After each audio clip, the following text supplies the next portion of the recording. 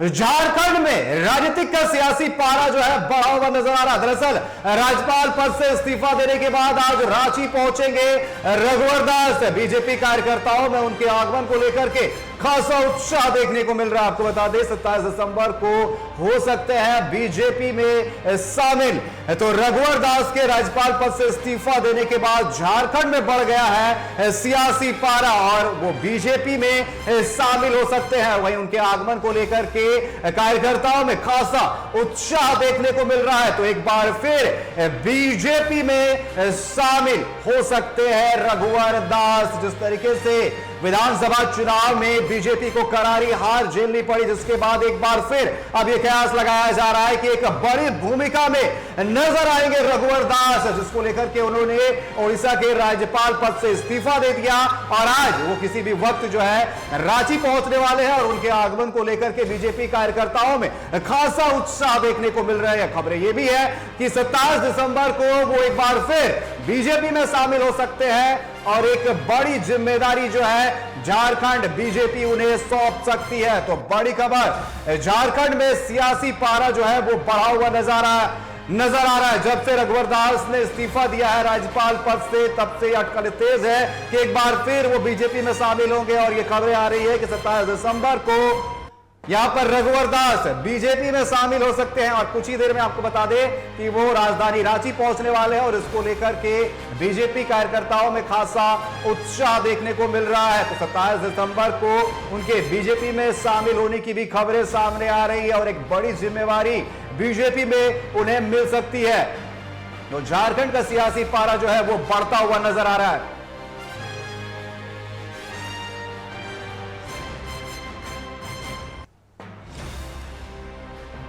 तो आपको बता दें राज्यपाल पद से इस्तीफा देने के बाद आज रांची पहुंचेंगे रघुवर दास और झारखंड में इसको लेकर के सियासी पारा जो है वो बढ़ता हुआ नजर आ रहा है। दरअसल खबरें ये आ रही है कि 27 दिसंबर को रघुवर दास बीजेपी में शामिल हो सकते हैं और कुछ ही देर में वो रांची एयरपोर्ट पहुंचने वाले हैं।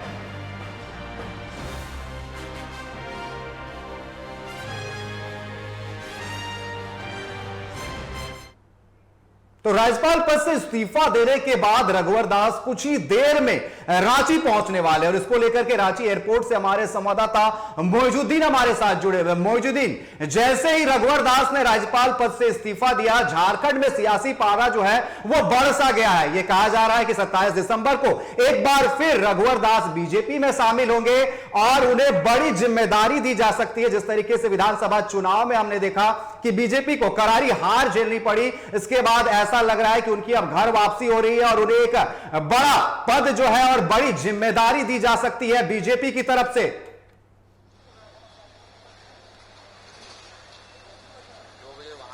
बिल्कुल अनिकेत, देखिए झारखंड की सियासत में एक बार फिर से हलचल देखने को मिल रही है, खास तौर पर पूर्व मुख्यमंत्री रघुवर दास को लेकर के, जो कि वर्तमान में उड़ीसा के राज्यपाल रहे थे और उन्होंने सीधे तौर पर इस पद से इस्तीफा दे दिया। अब उनके इस्तीफे के बाद ये बात सामने आ रही है कि एक बार फिर से झारखंड में रघुवर दास की एंट्री होने वाली है और कहीं ना कहीं वो भाजपा पार्टी को ज्वाइन करेंगे। ऐसे में अगर वो भारतीय जनता पार्टी को ज्वाइन करते हैं तो सीधी सी बात है, उन्हें पार्टी द्वारा एक बड़ी जिम्मेदारी दी जा सकती है और इस बड़ी जिम्मेदारी के लिए कहीं ना कहीं भारतीय जनता पार्टी उन्हें अनुकूल समझती है। चूंकि रघुवर दास एक मंझे हुए खिलाड़ी रह चुके हैं और झारखंड की सियासत में उन्होंने अपने कार्यकाल के दौरान उन्होंने कई योजनाओं को भी धरातल पर उतारा है, साथ साथ पूरी जनता को, राज्य की जनता को एक लय में लेकर आगे चलने का काम किया है। फिलहाल रघुवर दास का अगर झारखंड एंट्री होता है तो कहीं ना कहीं विधानसभा चुनाव में जिस तरह से भारतीय जनता पार्टी को करारी शिकस्त मिली थी, कहीं ना कहीं इस खामियाजे को मद्देनजर रखते हुए या इसको ख्याल रखते हुए पार्टी यही चाहती है कि अगर झारखंड की सियासत में रघुवर दास की एंट्री होती है तो जाहिर सी बात है कि पार्टी को एक नई मजबूती और एक कामयाबी मिलेगी। ऐसे में ये कयास ये भी लगाए जा रहे हैं कि अगर रघुवर दास झारखंड की सियासत में आते हैं, सक्रिय नजर भूमिका निभाते हैं, तो कहीं ना कहीं पार्टी को एक नई मजबूती मिल सकती है। फिलहाल अब भारतीय जनता पार्टी के भीतर रघुवर दास की एंट्री के साथ साथ उन्हें क्या कुछ पद मिलता है ये देखने वाली बात होगी। लेकिन फिलहाल जैसे ही रघुवर दास ने अपने पद से इस्तीफा दिया था, उन्होंने साफ तौर पर कहा था कि हम भारतीय भारतीय जनता पार्टी के लिए समर्पित भाव से काम करते रहे हैं और कहीं ना कहीं इस बार भी पार्टी द्वारा जो हमें जिम्मेदारियां मिलेंगी बखूबी निस्वार्थ भाव से हम उसे आगे मानते रहेंगे और कहीं ना कहीं इसे बखूबी हम अंजाम भी देंगे। फिलहाल रांची के बिरसा मुंडा एयरपोर्ट में हम मौजूद हैं, जहां पर ये तस्वीर आप साफ तौर पर देख सकते हैं कि लोगों की जो भीड़ है वो भी नजर आ रही है, लेकिन फिलहाल कुछ गिने चुने लोग जो है वो पार्टी से हैं। इस बात का अंदाजा नहीं हो सकता है कि कितने लोग हैं यहाँ पर। फिलहाल 4-6 लोग तो हमें नजर आए थे जो कि दूसरे तरफ उस छोर में खड़े थे और कहीं ना कहीं लोग इंतजार कर रहे हैं कि झारखंड के पूर्व मुख्यमंत्री कह सकते हैं रघुवर दास, और जिस तरह से वर्तमान में उन्होंने उड़ीसा में बतौर राज्यपाल, बतौर गवर्नर उन्होंने अपना योगदान दिया, इसके बाद अचानक से जैसे उन्होंने अपने इस्तीफा दिया, इस्तीफा के बाद सीधे तौर पर उनकी एंट्री अब झारखंड हो रही है और ऐसे में झारखंड एंट्री के साथ साथ पार्टी की सदस्यता भी लेंगे और पार्टी में जैसे ही रघुवर दास की एंट्री होती है कहीं ना कहीं पार्टी एक बड़ी जिम्मेदारी, बड़ा जो खुशी का माहौल है वो देखने को मिल रहा है बीजेपी में। वो झारखंड के पूर्व सीएम भी रह चुके हैं और एक कद्दावर नेता है और जिस तरीके से उड़ीसा के राज्यपाल रहते हैं, उड़ीसा में बीजेपी ने विधानसभा चुनाव जीता, ऐसे में उन्हें जो है बड़ी जिम्मेदारी जो है वो देने की प्रबल संभावनाएं मिल रही है। वो प्रदेश अध्यक्ष रह चुके हैं झारखंड में, तो एक बड़ी जिम्मेदारी के उन्हें दी जा सकती है और साफ तौर पर बीजेपी जो है अपना 5 साल, जो अगला 5 साल है किस तरीके से देख रही है उसको लेकर के तैयारियों में अभी से जुट गई, इसलिए फिर से जो है रघुवर दास की घर वापसी जो है वो हो रही है और वो फिर से बीजेपी में जा रहे हैं।